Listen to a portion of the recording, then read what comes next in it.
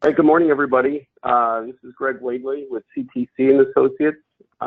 We are here today for the final webinar on the Clear Roads Research Project entitled Quantifying the Impact of New Projects, New Capital Projects will have on roadway snow and ice control operations. The principal investigator is Jim Sullivan out of the University of Vermont, and so he's going to be running through a presentation today in today's webinar. Webinars are required as one of the final deliverables of all Clear Roads research projects. So we will be conducting, during the webinar, we will be recording this and we'll post it on the Clear Roads website probably later this week or early next week. I have muted everybody currently, and so I would ask that you, if you have a question or comment, please use the chat box. And those questions or comments will be addressed at the end of the presentation. So I'd like to go ahead then and turn it over to Jim Sullivan, the PI on this project, and have him present the findings of this research project. Jim, go ahead. Yeah, thanks, Greg. So I'm trying to shoot for keeping this presentation to about 40 minutes. It was a big project, and I won't even get to all of the material and all the details that could be explained in 40 minutes, but I've kind of cut it down to where I think we can fit it in there, and then there'll be time for questions if anyone has any afterwards. So quick reminder, it's been a project that's been underway since late 2013, so it's been quite a bit of time.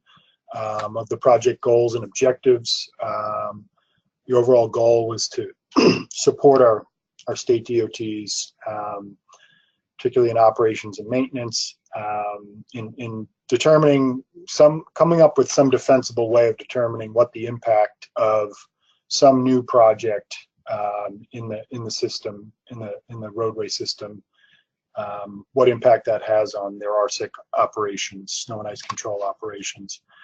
So we were going to take a look at some case studies. We wanted to look at some real world case studies and some simulated projects to actually measure what their measurable impacts would be on what I call the roadway snow and ice control burden, or the total increased effort and cost that is incurred.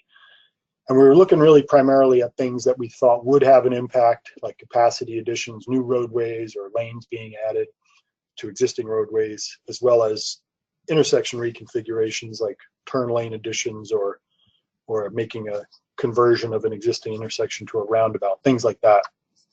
And then the idea was we would take those modeled and measured impacts and create a tool so that you all could quickly take a look at some projects that are coming up in your district or in your state, and be able to put in the numbers corresponding to those projects and see a dollar value impact estimate that's based on sound science and research, and we've done that, and we delivered and talked about that tool a few weeks back. And so so this is really the details of what we're going to be talking about today, is the details of what went into creating that.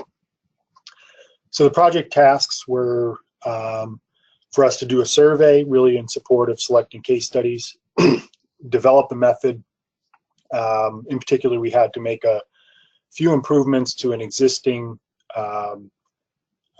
snowplow routing and optimization tool that we had developed in a previous project for the Vermont Agency of Transportation. And then we developed that calculation tool and finally made recommendations within our final report, a document that I think you should all have or will have soon. So I'll go through those tasks, starting with the survey. We learned a lot at this point in terms of conducting surveys, trying to get input. For this project, I did kind of an informal direct email to the AASHTO listserv and to our Clear Roads folks, and but just in an email, and it was pretty open-ended. I was just looking for to see if folks had any ideas about projects that were going to be built in their state and or in their region, and that we could possibly focus on for a case study.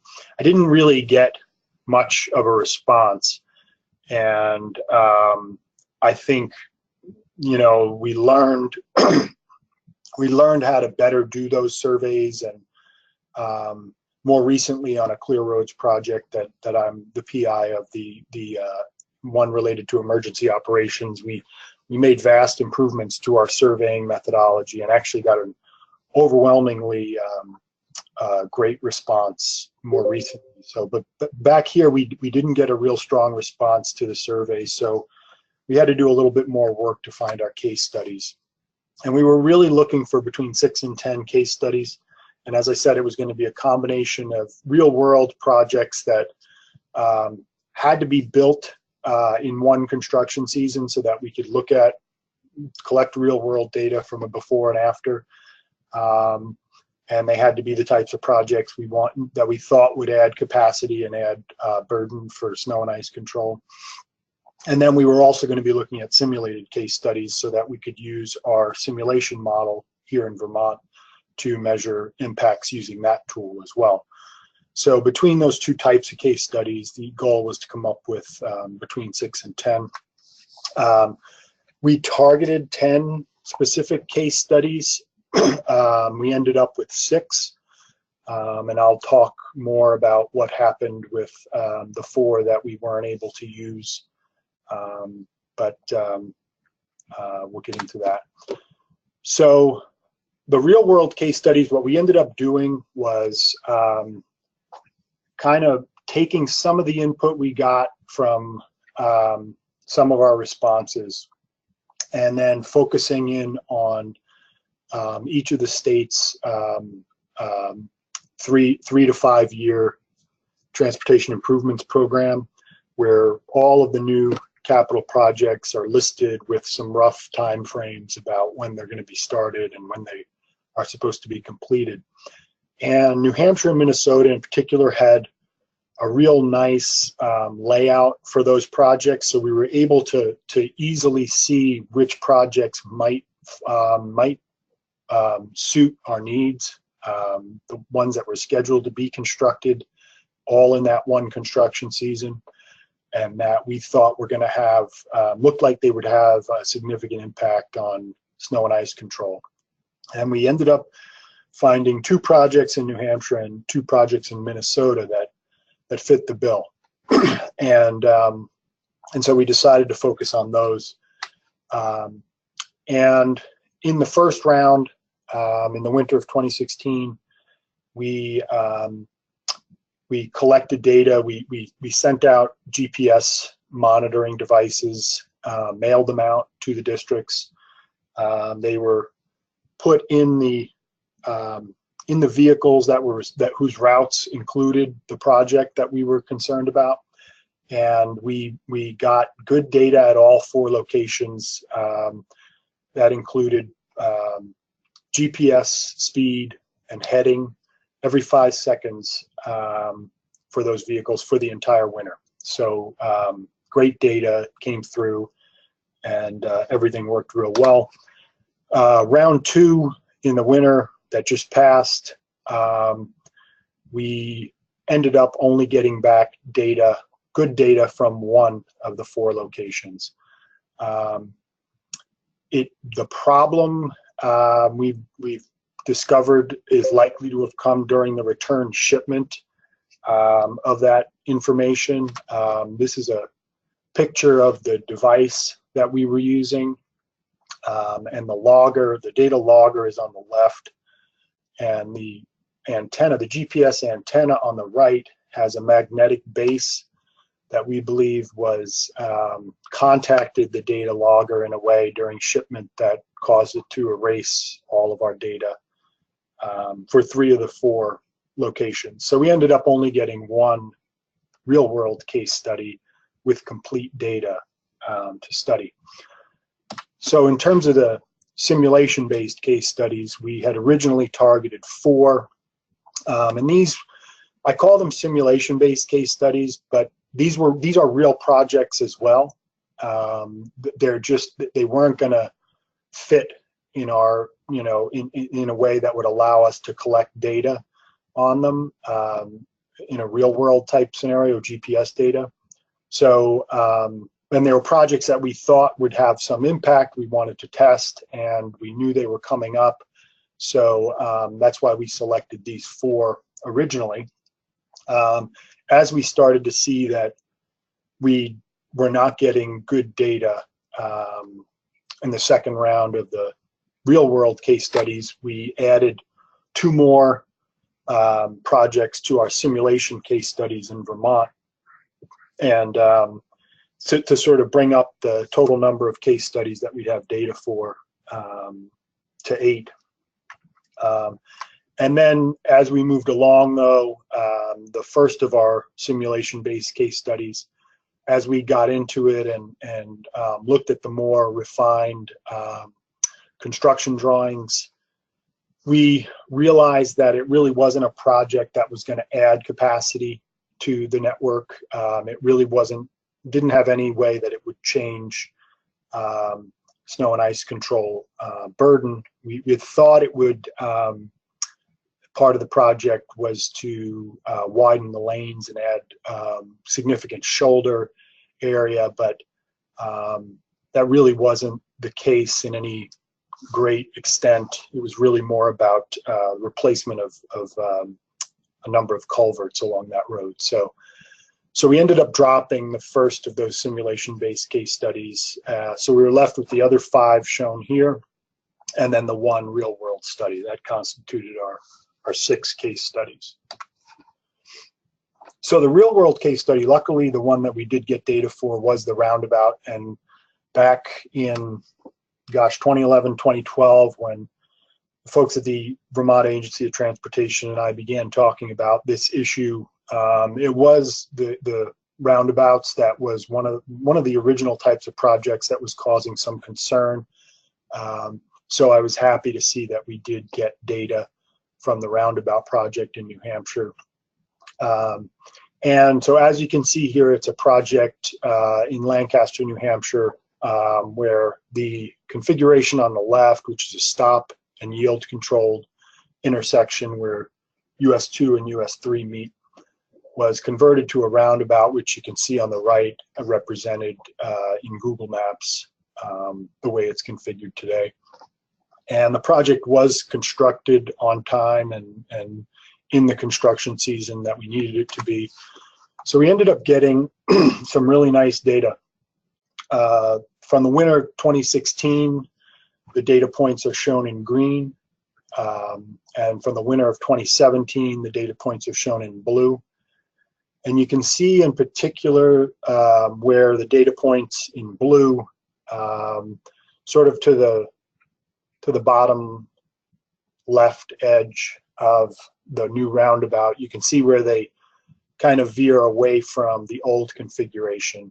The roundabout right-of-way kind of kept the right-of-way from the old intersection and then just added some space down to the bottom left there to get the roundabout configuration. So we knew we had good data from both winters.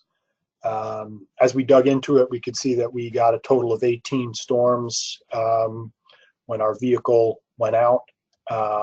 In 2016, we could measure that the vehicle made an average of 5.5 passes for each storm on average. And in 2017, we could already see that the vehicle made an average of 6 passes per storm. So we could already see some increased effort there, except that we didn't know anything about the storms, right? And didn't know anything about how severe the winters were. So the first big step in processing this data was to reclassify each of those storms into storm classes, and these classes here are based on research that we used from well, the source is given in the final report. I won't. There's a lot more detail about where the storm classes came from and why we used them. But it's based on an existing classification of winter storms that we felt was would be useful for us.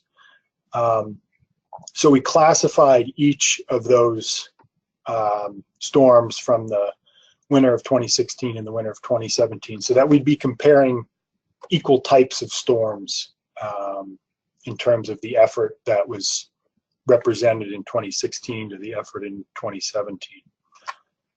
So you can see here for each of the storm classes what we measured on average across all of the trip segments that we identified using that GPS data. The trip segments are really episodes when the truck came through the roundabout or the intersection area. So we could see that we had very few of storm class 4 in 2016 and then none in 2017. Whereas we had a good representation of all the other storm classes in both years. And we measured the average speed through the intersection area, the average time it took the vehicle to get through our kind of, we kind of clipped the area around that intersection and measured the average time it took for it to get through. And then using the average number of passes that we measured for each storm, we were able to come up with, in that final column, what we call the aggregate average time, which really represents the amount of time it was taking this particular vehicle to service this segment of its route where the roundabout was constructed. And one of the things you can see right off the bat, if you look at the 2016 numbers in that final column versus the 2017 numbers, is that for 3 of the 5 storm classes, that aggregate average time does go up. For one of them, storm class 3, it goes down. For storm class 4, you can't make the comparison because we didn't have any storms in 2017 that fit that storm classification. So some of the early indication here is that there is an increase in the amount of time that it's taking this vehicle to get through the roundabout and service it. So moving on then to the simulation-based case studies. And again, I call them simulation-based case studies, but these are all real projects. We knew that when we were doing the simulations, it was going to be important that we not just dream up some project that we really wanted to measure the effects of and, throw a road onto the network somewhere out in the middle of nowhere, because the transportation system really evolves based on where people are and where businesses are and where they tend to locate and things like that. So the best way for us to come up with simulation-based case studies was to look at real projects that were on the books and are going to be constructed. So we used, for 4 out of the 5 of these, we used the exact project as it's intended to be. For the 5th one, the project on Vermont Route 100, we were concerned that we would not have a project that included a lane addition from 1 lane in each direction to 2 lanes in each direction. So the project on Vermont 100, the 5th case study there, was really just going to be a capacity addition along 10 miles of that route. And we kind of dreamt up that what if it would be a lane addition. So there was a little bit of a stretch there in the reality of what's going on, but we think it's a spot where it wouldn't be completely far-fetched to think that that's a spot where an agency might add a lane. So we think we have, with these 5 projects, very realistic case studies, except that we then chose to measure their impacts using our simulation model. And the simulation model is able to, we can choose to set it to do a number of different things. It's able to start really from scratch and use the network and distribute trucks to the districts based on the entire fleet of vehicles that we've got here in Vermont, and then go ahead and optimize the routes for each vehicle. And so we were able to do that first for our baseline network, which didn't include any of the 5 projects. So the first network that we looked at was just the core, the baseline network, and we ran through the simulation model, including the allocation and then the route optimization, and we did it 4 different ways. So we did where the allocation method there says miles in 2 of those rows, and then it says NRI in 2 of those rows. We don't know how different agencies are going to choose to allocate trucks in a certain district. The first method we used in the first 2 runs was assuming that trucks are roughly allocated to districts according to the total lane miles that are in that district, which is fairly commonly what we see, how we see the allocations of vehicles to districts and to garages turning out, even though maybe wasn't intended exactly that way. But sometimes we see that very busy districts that have a lot of lane miles, have even a few more than what they would be allocated if we just went purely by lane miles.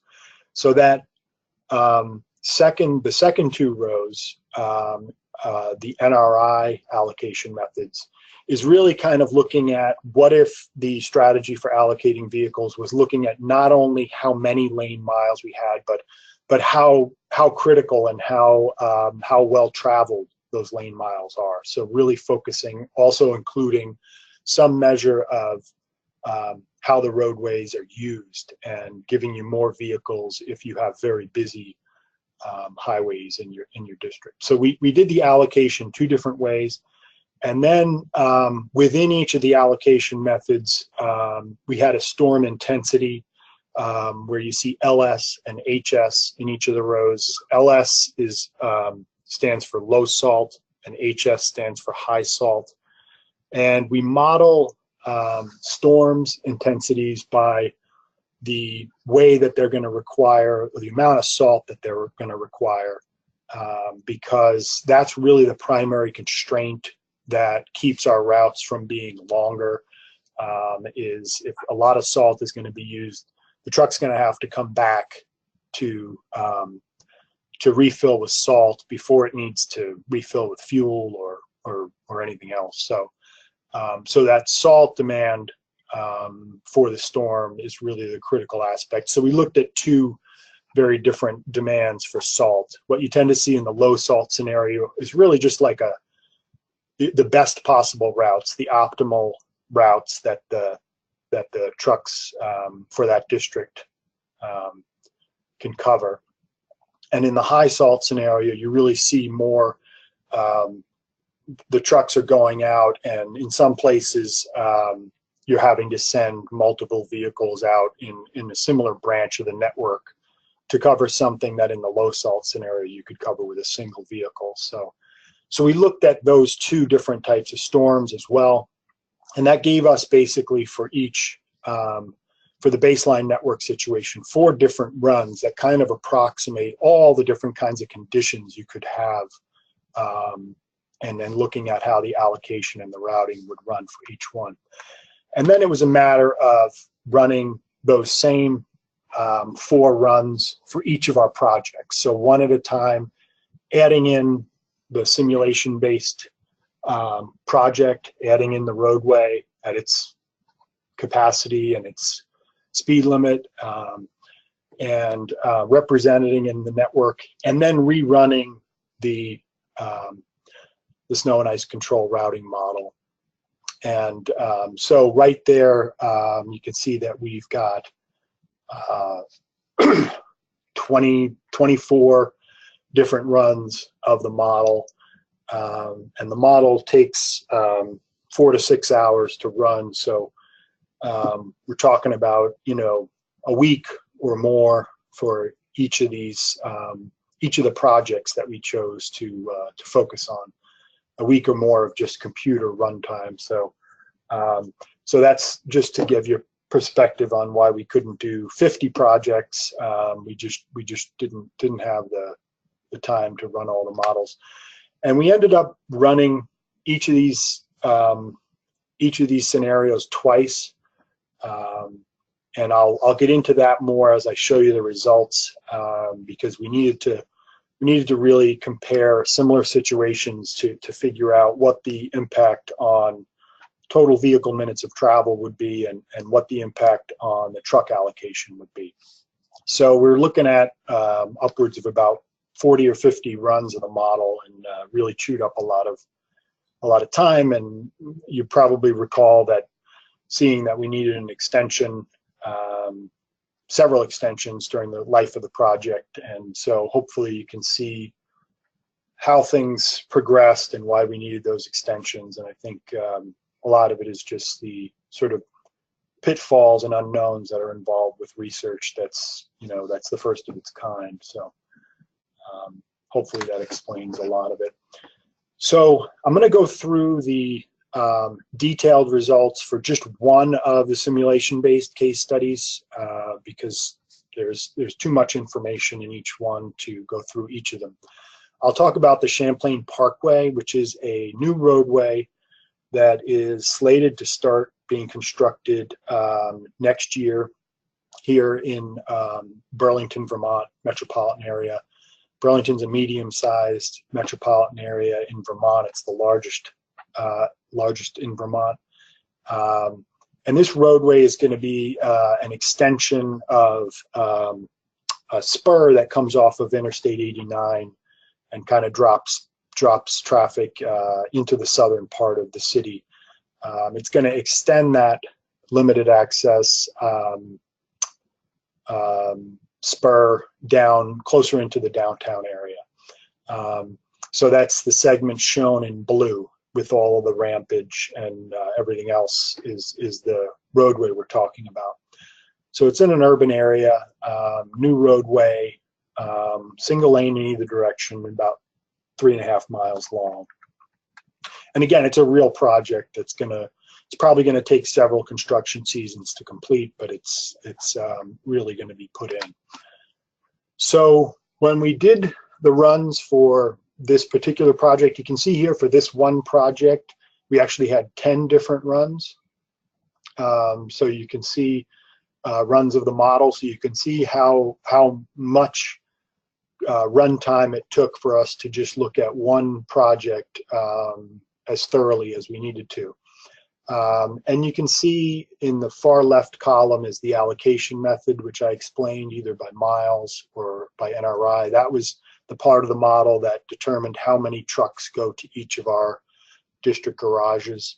And then the scenario tells us whether it was a run, the baseline network without this project in it, or in the rows that say with, was it the network that included this project. And then you have the storm severities, low salt or high salt. And then the last 4 columns are the results. In the first column, we see the number of trucks that the model determined should be allocated to this particular garage, the garage that's responsible for the network where this new road is going to be located. And so when we ran the model without this road in it, that garage in the low salt scenario, in the miles low salt scenario, was allocated 9 vehicles. And so what we realized we had to do to really get the best idea of how this project was going to impact our snow and ice burden, was we had to go back and run the model and just let it rerun the allocation, because now that you've got a new roadway in this district, the number of lane miles for this district is going to go up. And if you're using total lane miles that each district has, or each garage has, you're gonna increase the number of trucks that are allocated to that garage. So in the third row, you'll see where we basically went back and started from scratch with the Champlain Parkway in the network and reran it. And the model told us that this garage should now have 11 trucks. So we could see right then that one of the immediate impacts of this new roadway was that the model was telling us that it means that there should be more trucks at this garage. But we also wanted to see, well, what would be the real impact, that the measurable impact on our routes that this roadway would have if we didn't add any trucks? Because once we add trucks, the whole structure of the model changes, and we really can't use the outputs for service times and vehicle minutes of travel. We're not comparing apples to apples at that point. So we went back and only ran the second part of the model. We didn't rerun the allocation. We took the 9 trucks that it originally had, and we said, what if you just had these 9 trucks and you had this new road and you weren't getting any more trucks? What would be the impact? And so you can see in the third, fourth, and fifth rows, those numerical results correspond to those apples to apples comparisons, where we held the number of trucks at what it had previously been allocated. And so what we could see in the first 2 rows, in the under the district service time, is that one of the immediate impacts was that your longest route, the longest route in that amongst those 9 trucks, increased by 9 minutes. That's per pass. But statewide, there was still a route that was even longer than that. So there was a 133-minute route elsewhere in the state, which is still, it's worth considering, but it's still worth acknowledging that we increased the longest route. So amongst those 9 trucks, the last one wouldn't have finished its first pass for 132 minutes out of the gate, which is quite a bit of time. And then the most crucial measurement is that last column, where we're really looking at, with those 9 trucks, when we reestablish new routes for those 9 trucks, how much additional total travel are they doing? Because the model really optimizes those routes. It's really coming up with the best possible set of routes for each network scenario. So it came up with the best possible set of routes in that first row without the road, and then it came up with the best possible set of routes in the second row with that new road there. And as you can see, it resulted in an additional total of 182 vehicle minutes of travel. So that's 182 minutes over all 9 of those routes. Actually, we measured, because the ripple effects of these reallocations can tend to push out through the entire district and sometimes outside of the district. To be safe, we measured that increase in vehicle minutes of travel in the entire state, so that if there were ripple effects that went far and wide, we would capture those as well. And so the total impact on total effort or vehicle minutes of travel is 182 minutes from that first scenario, the low salt scenario with the miles allocation method. So that's what you see there in the first 3 rows, and then similarly in the other rows, we ran additional runs as we had time to see what, again, would be the effects on the number of trucks allocated to that garage, and then holding the number of trucks fixed to see what the effect would be on the increase in statewide effort. And you can see in the higher salt scenario storm, in this example, the comparison between, in the last column, between 15,813 and 15,402 is 411 vehicle minutes. So in the higher salt scenario, when your routes can't be quite as long, you can see that the impact of this new road is even greater. So we're really looking, we're getting an idea for a variety of situations what the impact would be. We're not just approximating it and saying, well, everyone, we'll just talk about this kind of storm or this kind of situation. We're really covering what we think is the total variety of how different states are going to do things, even though we're looking at this specific Vermont example. So this is a summary of those results. Now I'm going to go through the summary of those same results for all of the different project types. So again, we have a total of 6 case studies that we did, and I've kind of boiled those down here to a project type. So I'm no longer showing the specific names of each of the projects. I'm just showing what type of project they represent. And then what I'm showing here is, if you focus on the last 2 columns, the average unit increase, those numbers are those increases that I was just talking about, the increases in vehicle minutes of travel that we saw in our runs. And so corresponding to the example that I gave of the Champlain Parkway, if you look at the row that says new roadway, 1 lane each direction, 3.56 miles urban, which is the second of the project types. Those are the results for the Champlain Parkway, the ones we just talked about. And you can see for the low salt storm, the increase was 182. And then for the high salt storm, the increase was 411.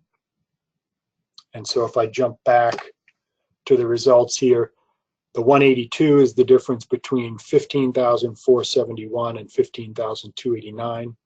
And the 482 is the difference between 15,813 and 15,402. So I'm just taking the difference between those 2 numbers, and that's what you see in the low salt storm and high salt storm columns of the results table here. All I've done in this last, the last column where it says 83, is I've taken the 182 and the 411, and I've taken the average of those, and then I've divided that average by the length of the roadway by 3.56 miles. So if we take the average of 182 and 411 and divide by 3.56, we get 83. So that gives us a number now. We can move forward and say in an urban area, if I'm putting in a new roadway, 1 lane in each direction, for every mile that I put in, we think that's going to add 83 additional vehicle minutes of travel to that district. So that's a nice number that now we can use going forward and say, okay, we can make some calculations off of that. So that's what you see here. That's what you see in all these numbers, is the results for each of the different situations. The conversion to a roundabout in the final row, you'll see what we did with those 5 storm classes. We basically grouped those 5 storm classes into what we could approximate was a low salt storm and a high salt storm. And as we saw in those 5 storm classes, for the low salt storm, the amount of time it took our truck to get through the roundabout actually diminished. But for the higher salt storm classes, it definitely went up. So here I average those, and I come up with 4 vehicle minutes of increase for this intersection. But you can see, interestingly, that in the lower salt storm, in the storm that really isn't as tightly constrained and problematic, just a sort of straight, snowfall, not too heavy, things really weren't that bad with the roundabout. It was not until you had more of a higher salt. So we think, you know, averaging through the winter that using a 4-minute increase is probably safe. And that increase really wasn't terribly significant when we look at the comparison to things like adding a new roadway in a suburban area, which had a profound impact on vehicle minutes of travel, upwards of more than 4 hours of additional travel per mile. And that makes sense because when we look at the typical kind of road network, when we see how well connected it is in an urban area, as we move out into the suburban area, there's not as many connections. So it's not as easy to create good optimal routes. So we expected to see something like that, which is why we categorized things into urban and suburban there. If I have time, I'll get into this confounding result, the 4th row down, which is a new roadway in a rural area, which actually showed a decrease in the effort that it took to service it. And I'll talk more about that if I have time, but it's something that troubled us for a long time and then we eventually figured out. And then I also have those similar numbers for the number of trucks. So I was able to see for each type of project, did it mean that we needed more trucks there? And I have those numbers added. For the conversion to a roundabout, I put in 1 truck under the assumption that there are some districts where we might want to change the truck type that we need to service the route where the roundabout is, just because we've understood that often is the case, but our tool leaves that adaptable, so you can add a truck or you can choose not to. And then the last measure is in service time. It's in the length of that longest route. So how much, if you're not adding any trucks, how much are you adding to the amount of time it takes before all of your trucks have gone through a single pass? We think that's another important measure of how the service is being provided. So we have those numbers as well. For the conversion to a roundabout with our real world field collection, we weren't able to determine that because we didn't do any optimization of the routes. So using those numbers, then we developed our calculation tool. I'm going to just take a few minutes to whip through this because we already had a webinar a few weeks back where we talked about the calculation tool and talked about it in detail. Now, hopefully you can see this is the actual base data table that is in the calculation tool. It's not alterable because these are our numbers that came right out of the modeling. So these are the real numbers that we use to run the calculation tool, and you can see now that they're based on very sound science and a lot of computer modeling and data collection. And so the calculation tool was finalized a few weeks back, and it now includes the opening page with information about the tool. And then there's also user data that is data that we researched or gleaned, and it's kind of default data that helps us use those numbers, the outputs of our modeling, along with some rates and costs that allow us to turn the whole package into a measure of monetary cost that these new projects will incur. And so the real substantive sheet is this one here, where you'll see you're able to enter in green the quantities of each of the project types that we've tested, and you'll get in blue, and in blue at the underneath the table, a total dollar estimate of how much these projects, if you wanted to put it in a dollar value, how much what impact they're gonna cause. So for the recommendations, I won't go into in detail. They're pretty straightforward. It's really text recommendations for how our capital projects and project development folks could think more about snow and ice control during their development phases of the project. So I won't go into detail for those here. I'd like to talk about the kind of strange result that we had, the explanation is also provided in the report. But I see that we're at about 11:45, and so I'm wondering, Greg, if we want to stop here or if we have time for the last 3 slides. I think you have time for the last 3 slides because currently we don't have any questions in the chat box. Okay, I'll make these quick then. It should be about 5 minutes. So yeah, this was that simulation case study that was very troubling to us. It kept us up quite a few nights because every time we ran it, things got easier, and it just didn't make any sense to us. It's a new roadway that is planned. It is going to be built here in Vermont, in Bennington, Vermont, and it's the completion, the southern edge of the completion of kind of a bypass around most of the very small rural town of Bennington, so we put it into the model. It's 1 lane in each direction, about 3.26 miles long, and what you can see is that what we saw in the results summary, which is that if you compare the very first row, 15,594, with the second row, 15,546, you can see we added this project in and things got better. And the number of trucks went from 7 down to 6. So it was really confounding us for quite a while, and we couldn't understand how you could add a road and have things get easier. And it wasn't until we pulled up what's shown here is the network that we use to model our routes. In brown are the state maintained highways, the roads that the state routes cover and that they're responsible for.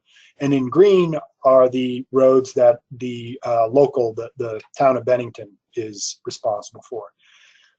And it all of a sudden became more clear, as some of you might be seeing here, is that basically the new road kind of skirts exactly where the edge of the state's responsibility for a lot of these roads ends. So the new road is basically creating a shorter path. It's preventing a lot of what we call deadheading that would have been needed previously to get from one end of the town to the other. And now this new road actually does provide a true shortcut for our snow and ice control routes. So looking at it in this way, it made a lot of sense to us that, yeah, the routes are going to get more efficient because the amount of deadheading or the amount of travel across roads where you won't be providing service goes down. So the routes really do become generally more efficient. So this is a special case study. It's not in the tool. We've presented it as a situation where if you do have a new project in your state, if you think it kind of fits this description, then just leave it out because it's probably going to be a negligible impact on your snow and ice control efforts. So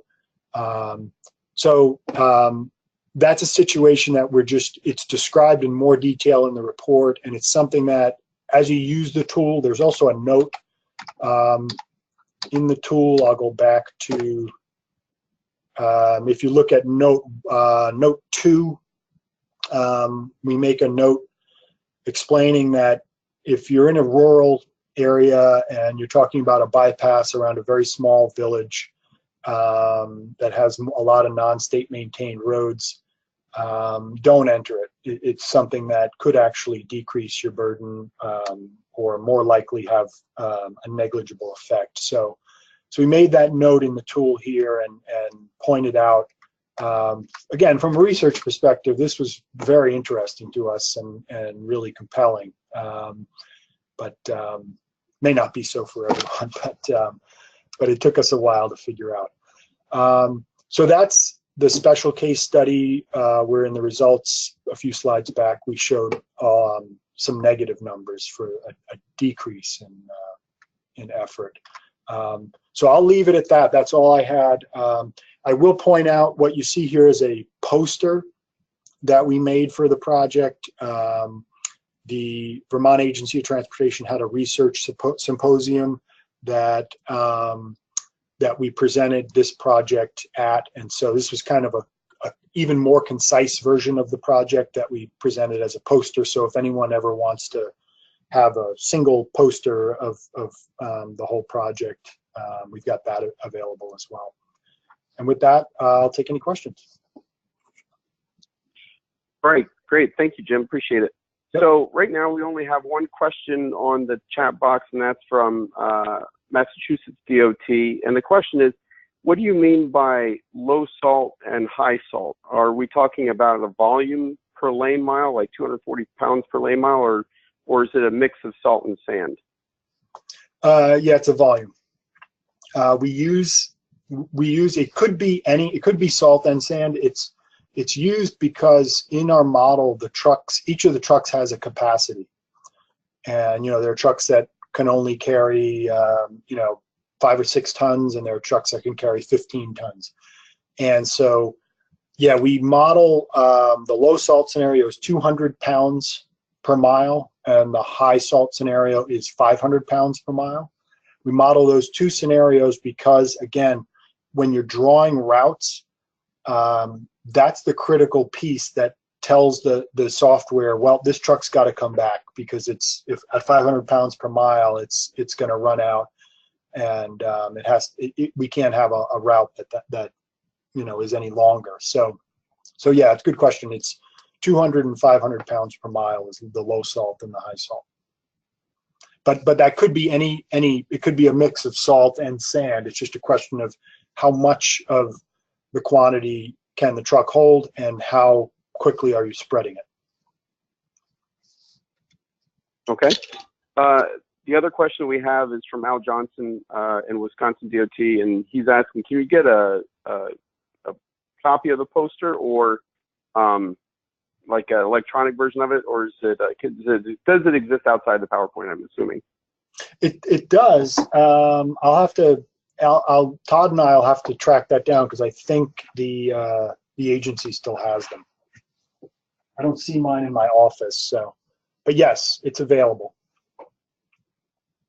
Okay. All right. I don't see. Oh, I do have another one. Russell Madrell from Caltrans asked the question: is the average increase per mile 266? Is that per day or per plow shift? That is per pass.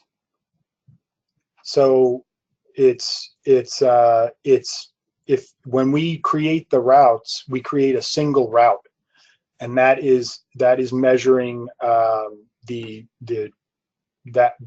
increase, how much longer all of the routes got. So if you have to do 4, 5, or 6 passes, you would be multiplying that 266 by as many passes as you had to do in that storm. That's why in the calculation tool, one of those inputs that we need, I'll go back to, you'll see here, one of the inputs for the calculation tool is under operational frequency and rates. The second row is average number of passes, and you'll see that we have a default in there of 4.0. So that's sort of how many loops through its route does each truck make, and that 4.0 is changing the resulting number in the tool. You can change that 4.0 if you want to see what it's like if you have more like 5 passes per storm, but that's something the user can enter.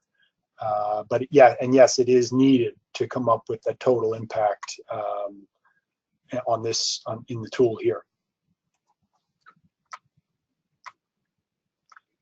Okay, so Cliff Spoonmore out of Wyoming asked the question: did we do a reality check on the numbers? In other words,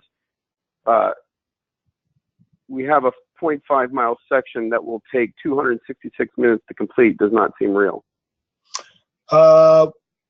Well, we're not saying that we have a 0.5 mile section that'll take 266 minutes to complete. What we're saying, oh yeah, so we're looking at, if we're looking at the poster, that's where those results are.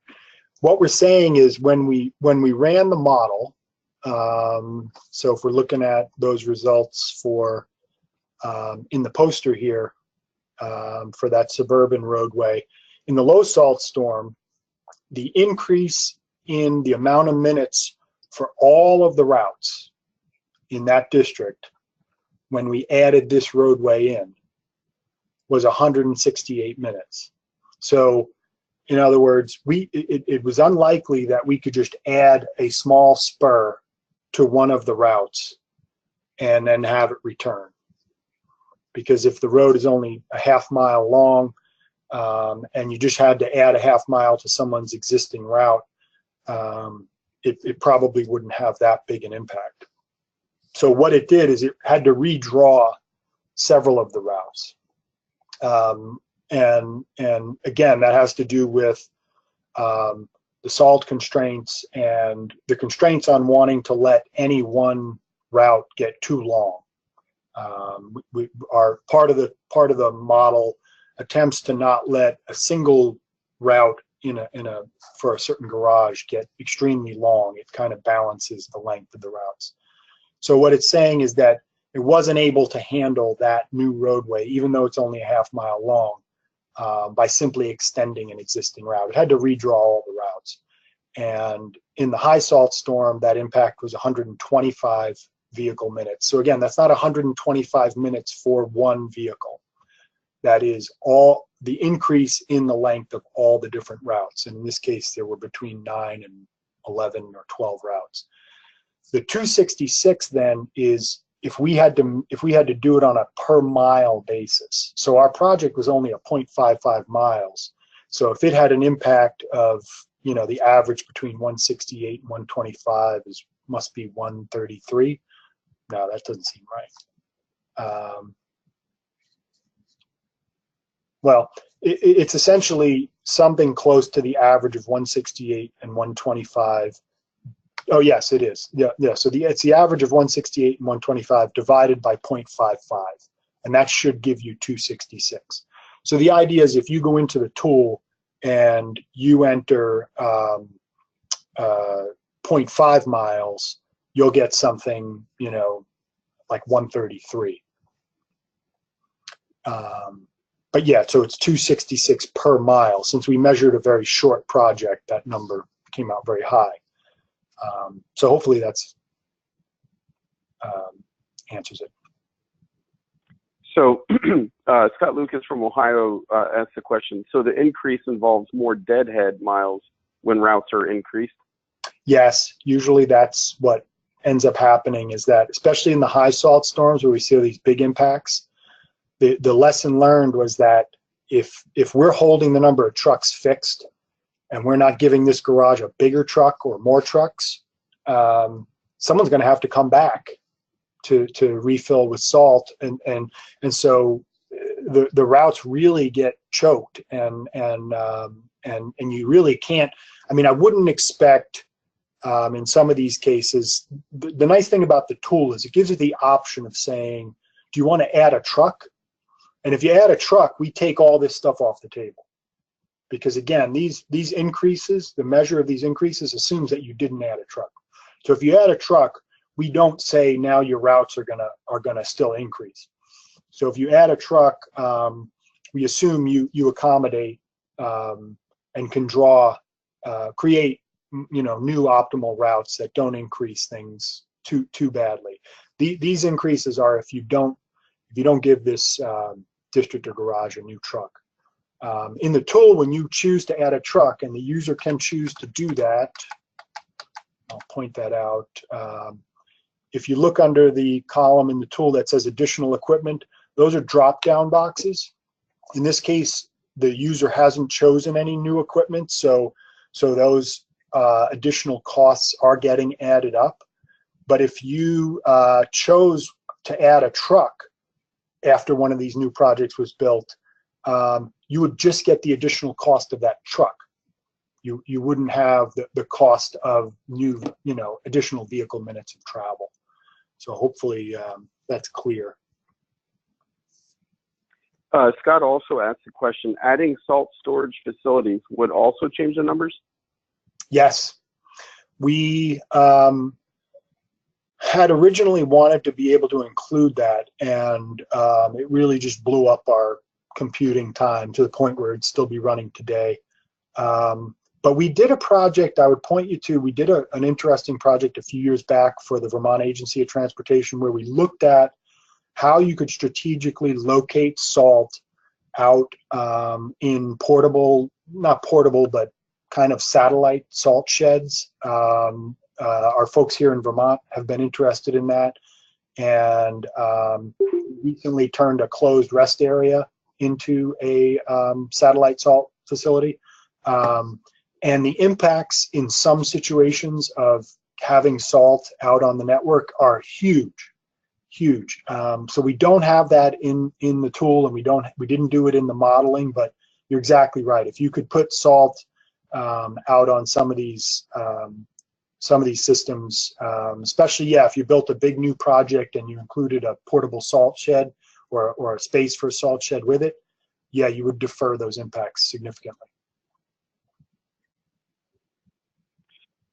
All right, great. Well, that's the extent of the questions that I see in the chat box, and we are just over an hour now. So I think I'm just going to wrap this up and by saying thank you oh, wait, I'm sorry. I was just about to, and I just got another question. Russell Madrell from Caltrans asks, is there a way to calculate when the addition of a truck will keep the route times the same? In other words, how many miles added meets the requirement for a truck? Yes, and we do that. The tool does that as well.